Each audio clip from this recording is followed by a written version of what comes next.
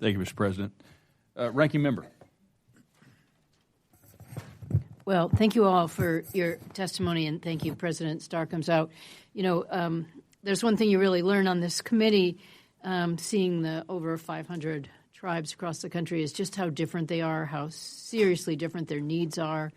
And all too often we try to do a kind of one-size-fits-all or really just an inadequate approach to funding, and it doesn't take into consideration the great differences that you have and even the differences between treaty tribes and direct service tribes. I think it's something that's just very little understood, and couple that with the inadequate funds. We just don't begin to come close to meeting the resources of things like law enforcement. We're probably under 20% of what the actual need is out there, and just so many of our programs just don't work right. And I'm just sorry that we don't get closer to doing the right thing. And I hope every year we try to get a little closer, but it's just such inadequate funding, and you can't start with such a low base, as many of you have said.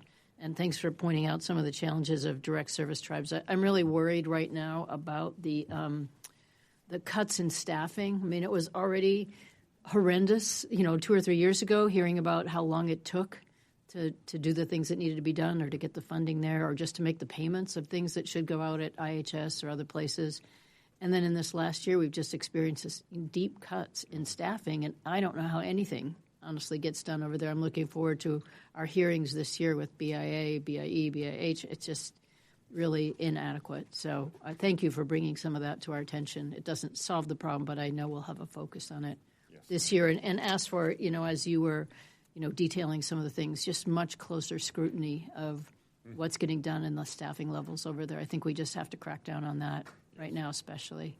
And really feel for you in building of the new school. Congratulations on being able to build it, but I know that happens all too often right now between, material shortages, tariffs, just everything, that the costs are much higher than people anticipated. So I hope we're in a position to make sure that you get that funding. We just got a Office of Inspector General report on the schools, and it's just not good. It's not good how inadequate. I mean, I don't have to tell anyone how inadequate it is. And when you talked about roads, someone was just talking in one of the earlier panels about the inadequacy of the roads, and just the idea of, kicking the kids off the bus and, making them walk up a muddy hill. It's a graphic display of how bad it is out there. So I'm not solving anybody's problem today, but it means a lot to have you talk about it in, such detailed terms. It helps us to think about how we go through this budget cycle this year. So thank you all very much.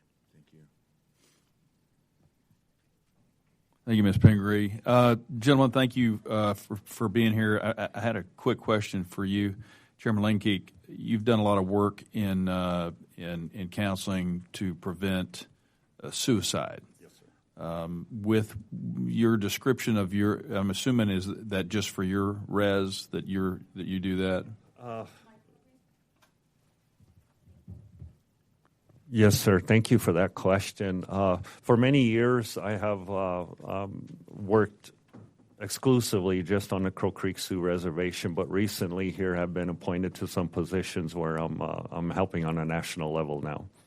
I'm the chairman of the IHS National Suicide Prevention Committee. So. And are you seeing an increase in the need for that kind of counseling? Yes.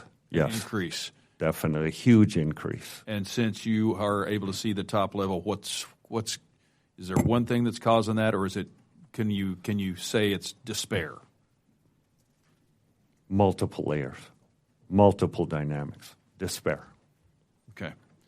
A lot of it goes back to, if I may, sir, a lack of education, a lack of prevention. Lack of resources, of course, and the ability to.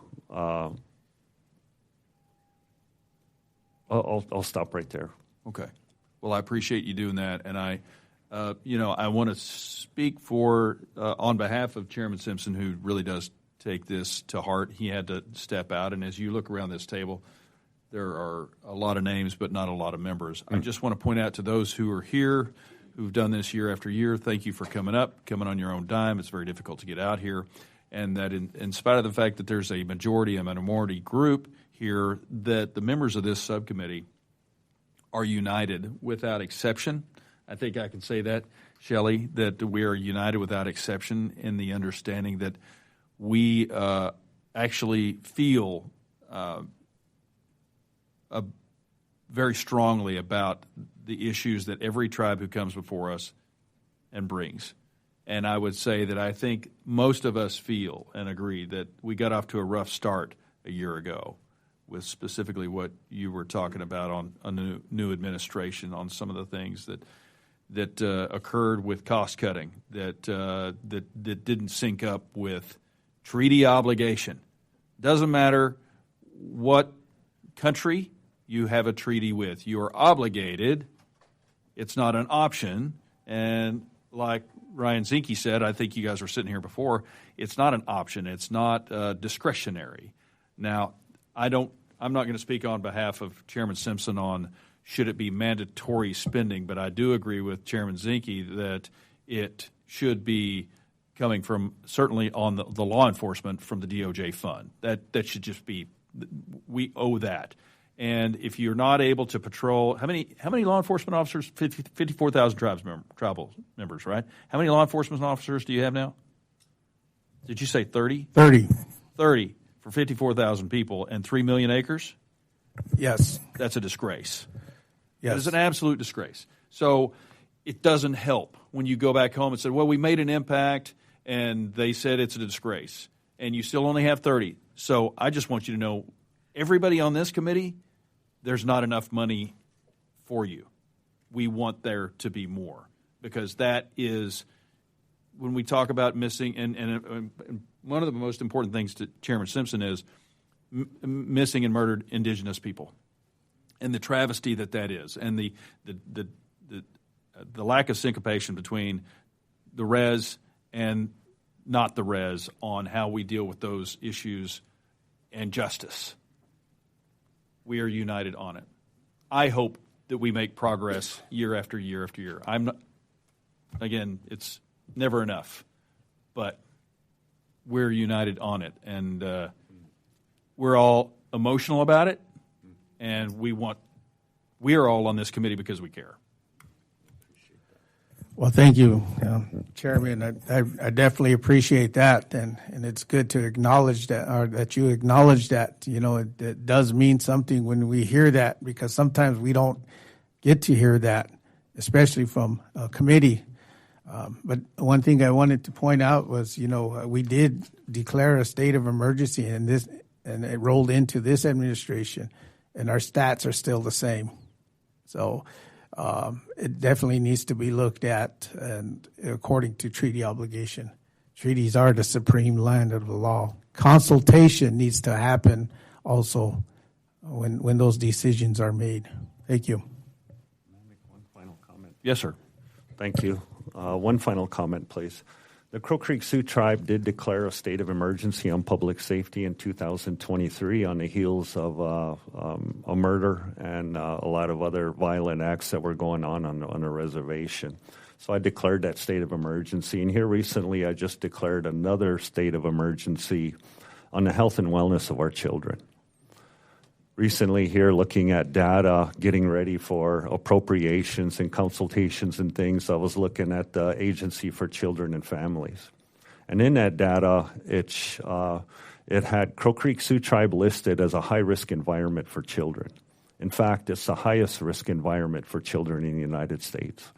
I firmly believe the federal government and the tribes put their heads together and come up with solutions centered around prevention and education would probably take this even further to be more effective and efficient for our future generations. So thank you. You bet. Well, I think we do need to prioritize this as a nation, and honestly, I think that culturally, I think the American people are starting to pay more attention to something that's been long ignored in a more positive way. And when Zinke leaves, I'm going to talk about him behind his back, but when he leaves Congress, I would like to see him take a bigger role that the administration could create for him. We have czars for a lot of things, and Indian affairs is one of them. And as you go throughout the country trying to solve these problems. I'm way over time, but you guys deserve it. You can't accomplish what you need to get across to us in 5 minutes, and I appreciate that, and I'm sorry it's limited to 5 minutes. You guys are a treasure to your nations, and you're a treasure to the United States as a whole, so thank you for being here. Thank you, sir. Appreciate you. Thank you. Appreciate you, committee. Next up, we have Chairman Steve Sitting Bear from Standing Rock Sioux Tribe in North Dakota, and Lana Street, the chairperson from Spirit Lake Tribe in North Dakota.